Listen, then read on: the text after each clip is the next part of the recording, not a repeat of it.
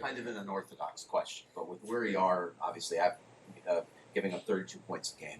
Was there any point this offseason where you told Chris and Mike, I just don't think we have enough talent, whether it's defensive line, whether it's corner, or is your feeling that if they don't ask me, I don't express concerns?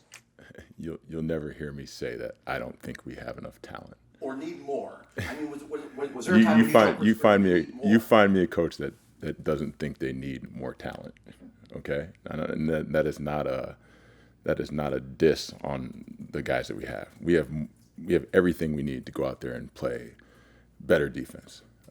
It's our responsibility and ultimately my responsibility to get that done. So, but shoot, you're gonna ask anybody if they want a Myles Garrett or who are like, of course, like that's come on. We have all the guys we need. But that question's kind of like, is Lawrence Taylor coming back? Yeah, I'll take him. Like, come on, let's go. You know what I'm saying? Like, my whole point is, was there ever a time, and I don't want to put you in a tough spot by asking this, you don't have to answer for you long. Was there ever a time after free agency, March, April, May, June, where you said to Chris, I think we need more? My job ultimately is to cook the dinner. With whatever ingredients are bought. Do you think you found something in the second half against Buffalo? You had three. Yeah. I mean, you had problems, obviously, Indianapolis, New England at the start. Did something change, or was it just same problems, but Buffalo didn't take care of? Yeah, I do. I think our defense, while it'd be very easy to sit here and say, like, yeah, we should pick up right where we left off from a year ago. It's an entirely new defense, right? You have an entirely new group of safeties, right? Our 3 starting corners right now got here during training camp. Bradley Chubb did not play a year ago. Jalen Phillips played 3 games.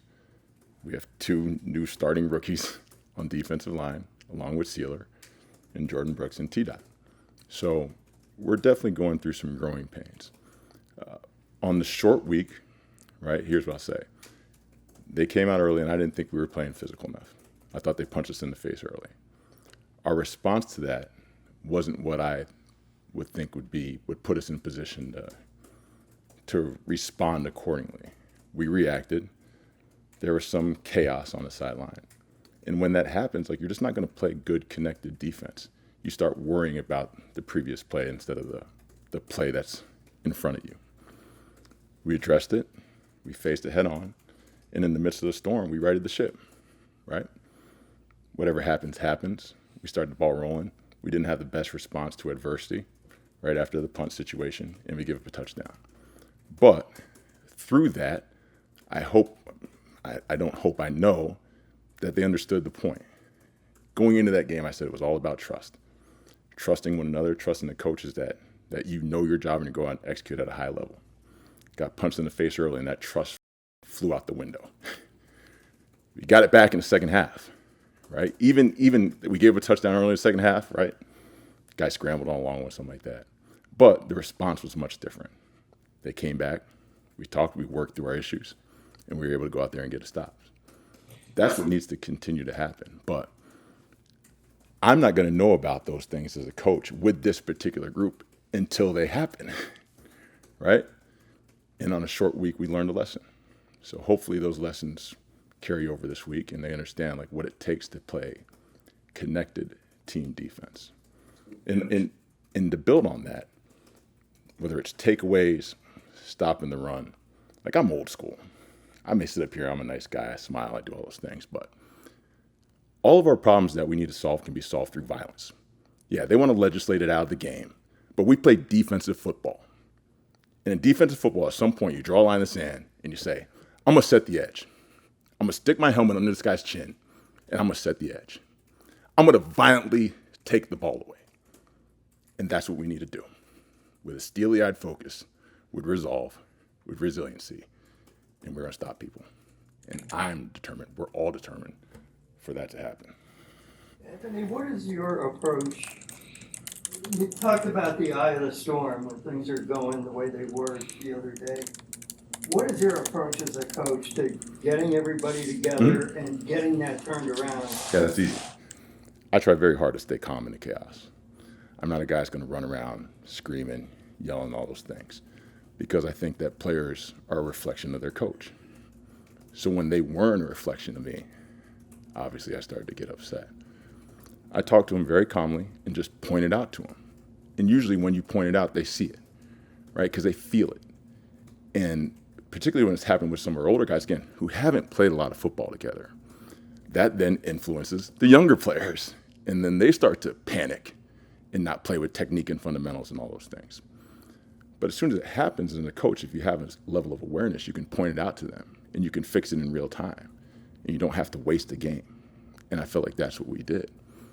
And moving forward, that's the expectation. You can't go out there and just start yelling and screaming at each other during the course of a drive. How can you be successful with that?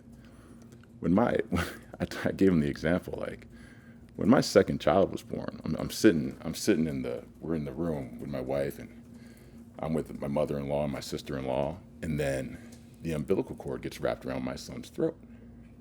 So like that, like in a very calm situation, it goes from 0 to 100.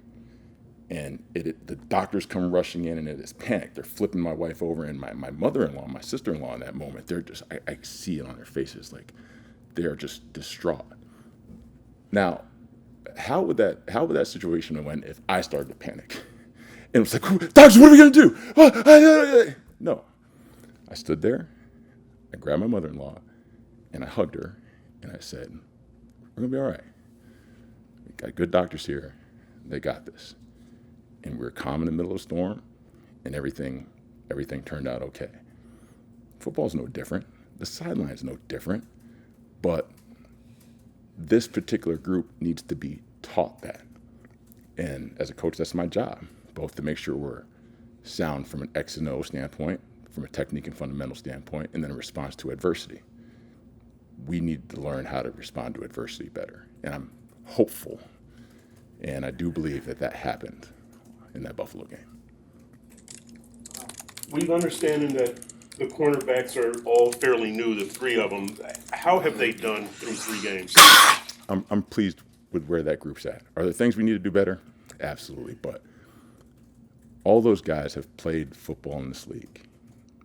They're intense competitors, and they want to go out there and make plays. One of the things I think we're doing, just from a back seven standpoint, if you look at the depth of target, where balls are being caught, it's pretty low. We're giving up some leaky yardage with non-staple tackles. And what I mean, like when the ball is caught, it should stop there. And we don't have great vision on the quarterback to break when the ball is being thrown. We're not forcing screens well enough, right? So when screens are being thrown, we need to force it so the interior piece can run and we can get there. And we're taking chances, and the ball's getting out, we're giving up yardage there too. But if we can correct those things, it'll put us in longer third down situations. We've been living in like 1 to 3, which, again, is tough on the defense, right? We got to win more of them than we have. But when we're 4+, we're pretty good. But if you're living 3rd and 1, 3rd and 2, you're not going to have great third down numbers.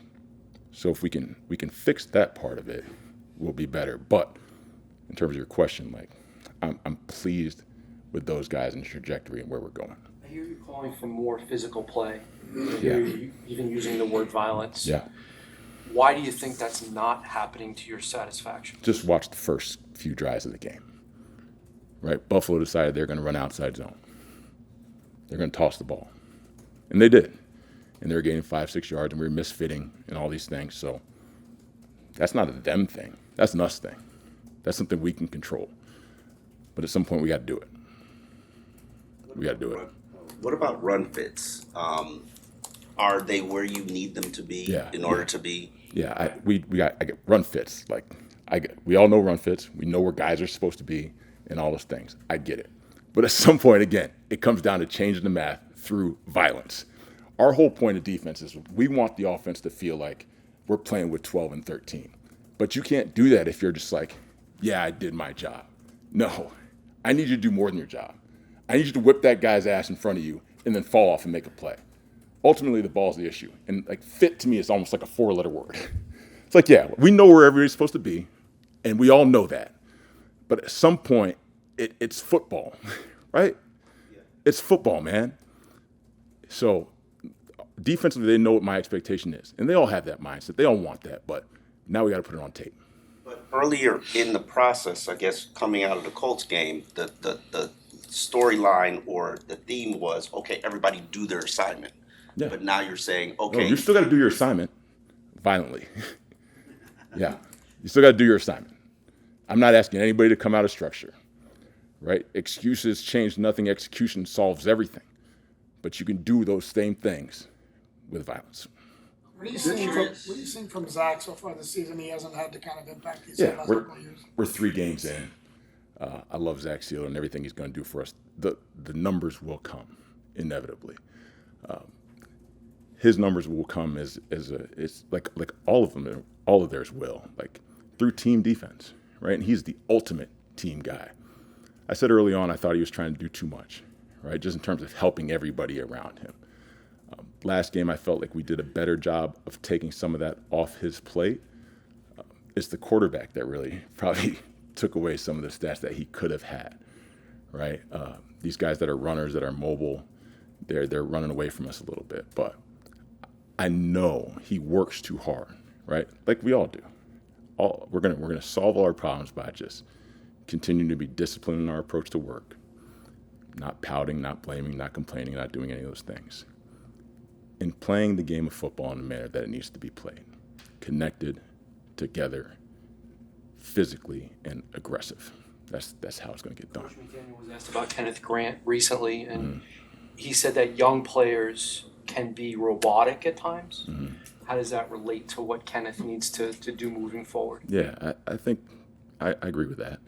Both him and Jordan, they are pleasers, right? So the last thing you ever want to do as a coach is coach the instincts out of players, right, and make them robotic.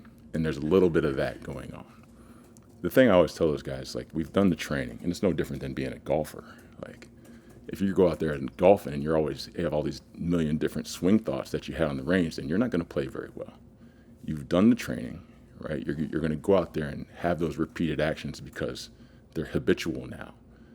But when the ball is snapped, like, now it's time to just go play football, the game you've played your whole life, and the ball is the issue. So I know what my job is supposed to be, and then I got to get off and make a play, and everybody needs to do that. This defense has forced a turnover. What can you emphasize to change that? Oh, I don't know how many times I got to say violence. Okay. Right?